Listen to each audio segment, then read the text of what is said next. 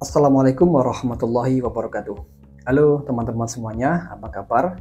Jumpa lagi dengan saya Ahmad Fatahillah di channel NLP Spiritual Motivasi, sebuah channel yang akan mengedukasi Anda mengenai teknologi pikiran, hipnosis, terapi, pemberdayaan diri, dan motivasi Islami. Oke teman-teman semuanya, pada video kali ini kita akan belajar mengenai sahabat virtual ya. Dan saya akan menjawab berbagai macam tuduhan yang masih salah paham mengenai sahabat virtual itu, yang konon katanya syirik, menyekutukan Tuhan, dosa besar, dan lain sebagainya. Maka kali ini saya memiliki sebuah kesaksian seorang member yang sudah belajar sahabat virtual, di mana beliau secara terang-terangan memberikan penjelasan bahwasanya sahabat virtual itu bukanlah syirik, bukanlah menduakan Tuhan, dan hukumnya tidaklah dosa, melainkan itu boleh-boleh saja kita lakukan atau kita memiliki sahabat virtual. Kenapa begitu? Karena nanti akan saya berikan konsep sahabat virtual yang benar, yang nggak melanggar syariat, yang nggak melanggar akidah kita, apalagi melanggar akhlak masyarakat sosial, enggak sama sekali. Tapi justru ini berkaitan dengan pemberdayaan diri dari pikiran bawah sadar kita sendiri, di mana setiap manusia itu kan memiliki pikiran bawah sadar, di dalamnya banyak menyimpan potensi-potensi diri kita sendiri, di mana kalau kita bisa menggali bawah sadar kita sendiri kemudian mengoptimalkannya, maka kita bisa memberdayakan diri semakin maksimal juga atau semakin optimal begitu. Nah, salah satunya adalah menggunakan sahabat virtual ini. Nah, teman-teman semuanya, ini saya akan tunjukkan ada sebuah kesaksian dari member saya. Langsung saja saya bacakan supaya lebih jelas ya.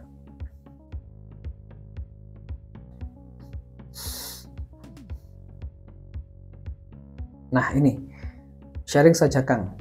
Pertama kali menggunakan API. Nah, ini kalau sahabat virtual versi saya namanya API, anak buah imajiner, seperti itu.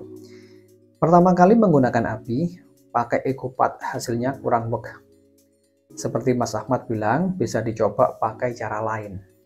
Nah, saya pakai cara buat API dengan menghadirkan kekuatan dari alam semesta.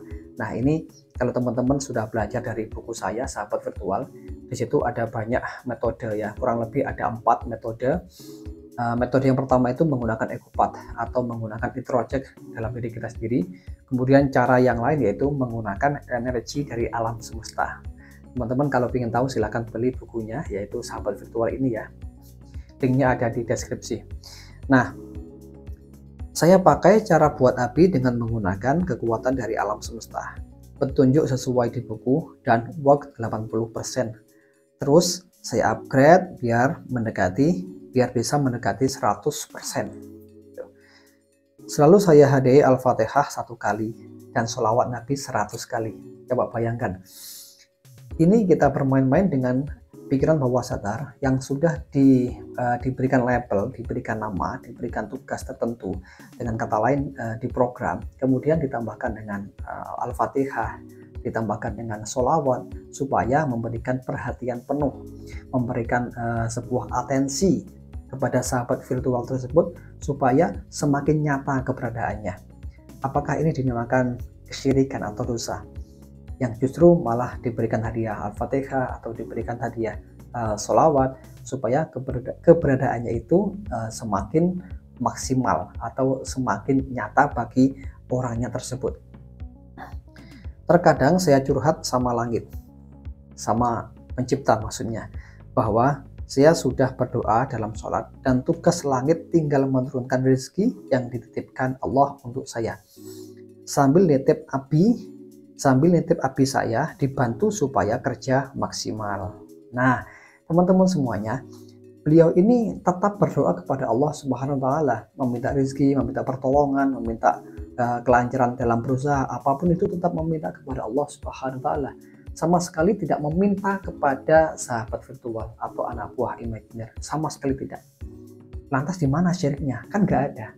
Itu hanya kesalahpahaman saja dari orang-orang yang tahu sedikit mengenai sahabat virtual, kemudian dikait-kaitkan dengan jin, dengan setan, dengan khotam, dengan tuyul, macam-macam. Ya akhirnya bisa dikatakan itu perbuatan yang melanggar aturan agama, melanggar syariat Islam. Gitu. Sedangkan kalau sahabat virtual atau anak buah imajiner ini hanyalah sebagai alat bantu diri kita untuk membantu pekerjaan yang sudah kita kerjakan, gitu. Atau membantu memaksimalkan usaha yang sudah kita lakukan. Tetapi tetap dalam berdoa kita mohon kepada Allah Subhanahu wa taala, begitu. Teknik ini buat saya sangat tepat karena ikhlas letting go. Seberapapun hasilnya kita wajib bersyukur, hasil di luar dugaan, Masya Allah. Nah, dan dalam berdoa setelah Isya, saya selalu berterima kasih kepada Allah. Nah, ya kan?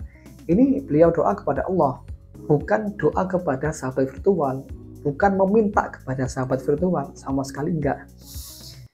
Saya selalu berterima kasih kepada Allah ya, karena hari ini saya dapat kenikmatan dalam rezeki ataupun kesehatan. Saya sebutkan satu-satu nikmat yang sudah saya dapatkan.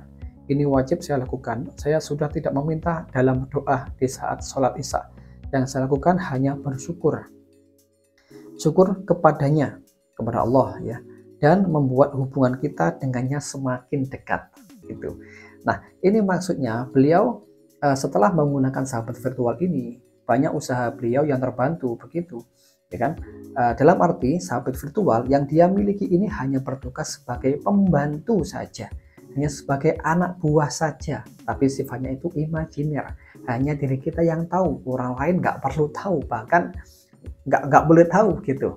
Kenapa? Karena ini sifatnya privasi kita dengan pikiran bawah sadar kita sendiri ya, gitu.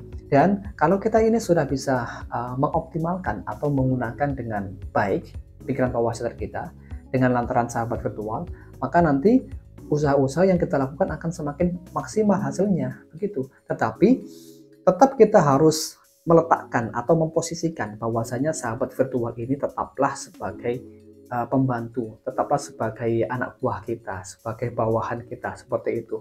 Kita nggak meminta sesuatu kepada sahabat virtual, tapi memerintahkan kepada sahabat virtual tersebut. Begitu teman-teman, ya kan? Dan dalam hal berdoa, dalam hal meminta sesuatu tetap hanya kepada Allah, ya kan? Misalkan meminta rezeki, meminta kenikmatan, meminta usaha yang lancar, atau meminta apapun itu tetap kepada Allah Subhanahu wa taala, kemudian dibantu oleh usaha dan ditambah lagi dengan sahabat virtual itu supaya nanti hasilnya juga lebih maksimal, kan gitu ya. Nah, terima kasih Mas Ahmad, para panjenengan sangat banyak, terima kasih sekali. Nah, itu sekilas mengenai kesaksian seorang member di mana beliau sendiri telah membuktikan bahwasanya sahabat virtual atau anak buah imajiner itu tidaklah syirik ya, hanya bertugas sebagai pembantu. Bahkan kalau versi saya ya, yaitu anak buah imajiner. Namanya anak buah itu kan kita suruh-suruh ya kan, kita nggak meminta kepada anak buah, tetapi justru kita menyuruh anak buah untuk melakukan sesuatu, misalnya membantu kita itu. Nah, mungkin teman-teman masih ada yang tanya begini juga, apakah sahabat virtual itu bisa kita lihat sendiri atau dilihat oleh seseorang begitu? Jawabannya adalah tidak harus. Kalau versi sahabat virtual atau anak buah imajiner, ini bahkan diri kita sendiri tidak harus bisa melihatnya, tetapi minimal bisa merasakannya atau bisa mengetahui keberadaan dia, kita rasakan gitu. Kenapa kok demikian? Kok nggak sama dengan metode yang lain seperti Jessica dan lain sebagainya ya? Mungkin trainernya bilang kita sebagai pemiliknya itu bisa melihat gitu. Nah, kalau sahabat virtual atau anak buah imajiner sama sekali kita nggak harus bisa melihatnya. Ya, yang terpenting kita menyadari keberadaannya dan bisa kita suruh, kemudian ada hasil yang nyata untuk kita, begitu. Itu sudah cukup. Mungkin teman-teman juga ada yang tanya lagi, kalau kita nggak bisa melihatnya kan nggak seru. Nah, ini beda lagi bro, gini. Setiap orang itu nggak sama. Memang ada tipikal orang yang peka terhadap energi ya, termasuk energi yang dia kuatkan sendiri, yaitu sahabat virtual atau Jessica dan lain-lain itu, sehingga orangnya bisa merasakan sekaligus bisa melihatnya gitu. Tetapi sebagian orang yang lain tidak seperti itu, sehingga tidak selalu bisa melihat sahabat virtual yang dia miliki sendiri. Nah, yang paling penting itu bukanlah kita bisa melihat sahabat virtual yang kita miliki atau tidak, tapi yang paling penting adalah kita itu bisa merasakan, kita itu mengetahui ada sahabat virtual dari olah energi dari olah niat, dari olah perhatian yang kita fokuskan itu yang akhirnya membentuk sebuah sahabat virtual atau teman imajiner. Nah, yang terpenting di situ, kemudian yang paling penting lagi adalah kita bisa menggunakan sahabat virtual tersebut untuk membantu diri kita mencapai sesuatu atau melakukan suatu usaha, pekerjaan, dan lain sebagainya. Itu jauh lebih penting daripada kita bisa melihatnya. Kenapa? Karena basic setiap orang itu berbeda-beda. Ada yang peka terhadap energi, ada yang nggak peka sama sekali. Gitu. Kebetulan saya pribadi yang belajar ilmu sahabat virtual ini dari beberapa pakar ya, saya termasuk orang yang nggak peka terhadap energi yang saya kuatkan sendiri, yang berupa sahabat imajiner itu atau sahabat virtual. Nggak sama sekali. Saya nggak peka sama sekali, jujur saja. Kenapa demikian? Ya nggak tahu ya. Inilah perbedaan setiap manusia gitu. Nah, kemudian saya menggagas anak buah imajiner, ya disingkat ABI. Kenapa kok begitu? Karena sifatnya sahabat virtual itu kita suruh dan kita adalah bosnya gitu. Jadi kita ini masternya gitu. Kita yang menguasai dari sahabat virtual tersebut. Sehingga kita suruh-suruh, kita perintahkan untuk melakukan sesuatu. Dan posisinya bukan lagi sebagai sahabat sebetulnya, tetapi sebagai anak buah. Makanya saya menyebut ABI, anak buah imajiner. Oh ya, tadi ada satu pertanyaan yang belum kejawab ya, yaitu apakah orang lain juga bisa melihat sahabat virtual atau teman imajiner yang kita miliki? Jawabannya adalah enggak. Orang lain nggak perlu tahu. Mungkin anak indigo juga nggak perlu tahu. Kalaupun mereka tahu sendiri, misalnya ada anak indigo ya, atau dukun katakanlah, yang mereka sudah terlatih kepekaan terhadap energi, mungkin mereka bisa mengetahui kok. Kenapa demikian? Ya karena mereka sudah memiliki talenta di bidang itu. Karena juga ada beberapa kesaksian member-member saya yang belajar sahabat virtual ini, dia bertemu dengan seorang dukun gitu ya ceritanya, dan dukun itu mengatakan ada sesuatu yang mengikutinya. Nah, itu adalah sahabat virtual atau anak buah imajiner hasil dari programnya sendiri atau hasil dari pembuatannya sendiri begitu. Si dukun ini tahu kalau si orang tersebut memiliki anak buah imajiner atau sahabat virtual itu. Nah, ini nggak semua orang bisa mengetahuinya, tetapi hanya beberapa orang saja yang memang terlatih mungkin ya, yang memang terlatih kepekaan batinnya untuk menangkap getaran energi gitu. Oke teman-teman, sudah itu aja ya. Semoga bermanfaat apa yang saya sampaikan dan sahabat virtual tidak disalahpahami lagi oleh sebagian orang. Meskipun nggak setuju dengan teknik sahabat virtual ini, nggak ada masalah sama sekali, nggak apa-apa. Tetapi bukan berarti nggak menyukai. Kalau nggak suka ya nggak apa-apa. Tetapi alangkah baiknya kalau menghormati saja, meskipun tidak menggunakannya atau tidak membeli buku sahabat virtual. Nah, kenapa kok begitu? Karena setiap orang itu berbeda ciri khas dalam menggunakan sesuatu teknik ya. Ada yang cocok dengan teknik ini, ada yang nggak cocok sama sekali begitu. Karena basically setiap manusia adalah berbeda. Maka kita harus fleksibel menggunakan berbagai macam cara. Misalkan kita menggunakan cara NLP atau menggunakan cara sahabat virtual, menggunakan hipnoterapi, atau menggunakan beragam teknik yang lain yang bisa Anda gunakan, yang bisa Anda pelajari. Oke teman-teman ya, itu ya sekilas mengenai sahabat virtual dan bagaimana penggunaannya.